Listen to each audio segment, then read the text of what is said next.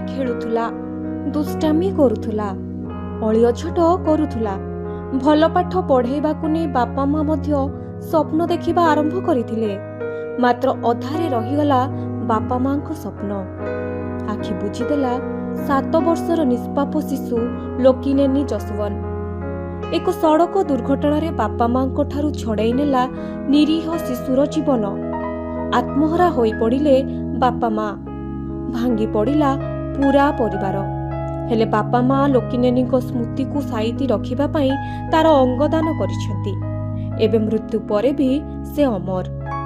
ହାଇଦ୍ରାବାଦର ତିରୁମାଲାଗିରି ଜିଲ୍ଲାର ମୂଳ ବାସିନ୍ଦା ଲୋକିନେନି ଯଶବନ୍ତ ତିରୁନେଲଭେଲି ଜିଲ୍ଲାର ରାଧାପୁରମ ତାଲୁକରେ ରହୁଥିଲେ। ସେ ଜୁନ୍ 29 ତାରିଖ ରାତିରେ ଅନୁବିଜୟ ଟାଉନସିପ୍ରେ ସାଇକେଲରେ ରାସ୍ତା ପାର ହେଉଥିବା ସମୟରେ ଏକ ଆମ୍ବୁଲାନ୍ସ ତାଙ୍କୁ ଧକ୍କା ଦେଇଥିଲା। ଫଳରେ ଶିଶୁଟି ଗୁରୁତର ହୋଇଯାଇଥିଲେ। ତାକୁ ତିରୁବନନ୍ତପୁରମ କିମ୍ସ ହେଲ୍ଥରେ ଭର୍ତ୍ତି କରାଯାଇଥିଲା। ଜୁଲାଇ 5 ତାରିଖରେ ଶିଶୁଟିର ବ୍ରେନ୍ ଡେଡ୍ ହୋଇଗଲା। ଶିଶୁଟିର ମୃତ୍ୟୁ ହେବା ପରେ ତାଙ୍କ ପିତାମାତା ତାଙ୍କ ଅଙ୍ଗଦାନ କରିବାକୁ ଇଚ୍ଛା ପ୍ରକାଶ କରିଥିଲେ।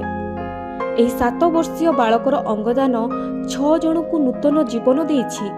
ଏବେ ଲୋକିନେନି ଯଶବନ୍ତଙ୍କ କାହାଣୀ ସାରା ଦେଶର ଲୋକଙ୍କ ହୃଦୟକୁ ଛୁଇଁଛି। ଅଙ୍ଗଦାନ କରି ଲୋକିନେନି ସମସ୍ତଙ୍କ ପାଇଁ ଉଦାହରଣ ସାଜିଛନ୍ତି। ତେବେ ଏଠାରେ ପ୍ରଶ୍ନ ଉଠୁଛି ଯେ କୌଣସି ଛୋଟ ପିଲା କେବେ ଅଙ୍ଗଦାନ କରିପାରିବେ କି ଏବଂ ଶିଶୁର ଅଙ୍ଗ ଗ୍ରହଣ ପାଇଁ କୌଣସି ବୟସ ସୀମା ଥାଏ କି? ଏହି 7 ବର୍ଷର ଶିଶୁ ଦ୍ୱାରା ଦାନ କରାଯାଇଥିବା ଅଙ୍ଗ କେବଳ ପିଲାମାନଙ୍କ ଶରୀରରେ ପ୍ରତିରୋପଣ କରାଯାଇପାରିବ ନା ବୟସ୍କମାନେ ମଧ୍ୟ ଏହାକୁ ଗ୍ରହଣ କରିପାରିବେ? ଆସନ୍ତୁ ଜାଣିବା।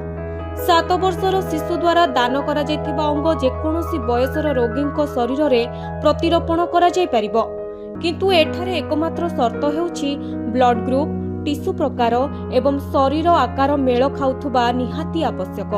National organ and tissue transplant ଅର୍ଗାନାଇଜେସନର ନିର୍ଦ୍ଦେଶାବଳୀ ଅନୁଯାୟୀ ଅଙ୍ଗଦାତାଙ୍କ ବୟସ ସର୍ବାଧିକ 65 ବର୍ଷ ବୟସ ସୀମା ଥିଲା, ତାକୁ ହଟାଇ ଦିଆଯାଇଛି। କେଉଁ ରୋଗୀମାନେ ପିଲାମାନଙ୍କ ଅଙ୍ଗ ଗ୍ରହଣ କରିପାରିବେ? ଅଙ୍ଗର ପ୍ରକାର ମୁଖ୍ୟତଃ କିଏ ଏହାକୁ ଗ୍ରହଣ କରିପାରିବ ତାହା ନିର୍ଣ୍ଣୟ କରେ। 7 ବର୍ଷର ପିଲାର ହାର୍ଟ, ଫୁସ୍ଫୁସ୍ ଏବଂ ଲିଭର ଭଳି ଛୋଟ ଅଙ୍ଗଗୁଡ଼ିକ ସାଧାରଣତଃ ସମାନ ବୟସ କିମ୍ବା ଶରୀର ଆକାରର ପିଲାମାନଙ୍କ ସହିତ ମେଳ ଖିଆଯାଇଥାଏ। ତଥାପି କିଛି ଅଙ୍ଗ ମଧ୍ୟ ବୟସ୍କଙ୍କଠାରେ ପ୍ରତିରୋପଣ କରାଯାଇପାରିବ। ଏକ ଛୋଟ ପିଲାର ଉଭୟ କିଡନୀ ଏକକାଳୀନ ଜଣେ ବୟସ୍କଙ୍କଠାରେ ପ୍ରତିରୋପଣ କରାଯାଇପାରିବ, ଯେଉଁଠାରେ ସେମାନେ ସାଧାରଣ ଭାବେ ବଢ଼ିପାରିବେ ଏବଂ କାର୍ଯ୍ୟ କରିପାରିବେ। କିଛି କ୍ଷେତ୍ରରେ ଏକ ପିଲାର ଲିଭର କିମ୍ବା ଏହାର ଏକ ଅଂଶ ବିଶେଷ ଚିକିତ୍ସା କୌଶଳ ବ୍ୟବହାର କରି ଏକ ଛୋଟ ଶରୀର ଆକାରର ବ୍ୟକ୍ତିଙ୍କଠାରେ ପ୍ରତିରୋପଣ କରାଯାଇପାରିବ। ଗୋଟିଏ ଲୋକର ଶରୀରରୁ ଅତି କମ୍ରେ 8ରୁ 10 ଜଣ ଲୋକଙ୍କୁ ଜୀବନ ଦାନ ଦେଇପାରିବେ।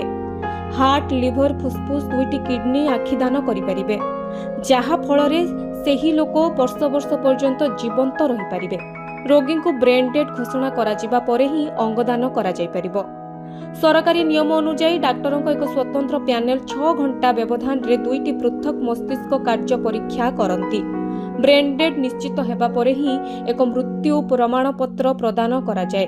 ଯେହେତୁ ଏହି କ୍ଷେତ୍ରରେ ଦାତା ଜଣେ ନାବାଳକ, ତେଣୁ ପିତାମାତା କିମ୍ବା ଆଇନଗତ ଅଭିଭାବକଙ୍କ ଲିଖିତ ସମ୍ମତି ଆବଶ୍ୟକ। ପରିବାରର ଅନୁମୋଦନ ବିନା ହସ୍ପିଟାଲ ପ୍ରକ୍ରିୟା ଆରମ୍ଭ କରାଯାଇପାରିବ ନାହିଁ।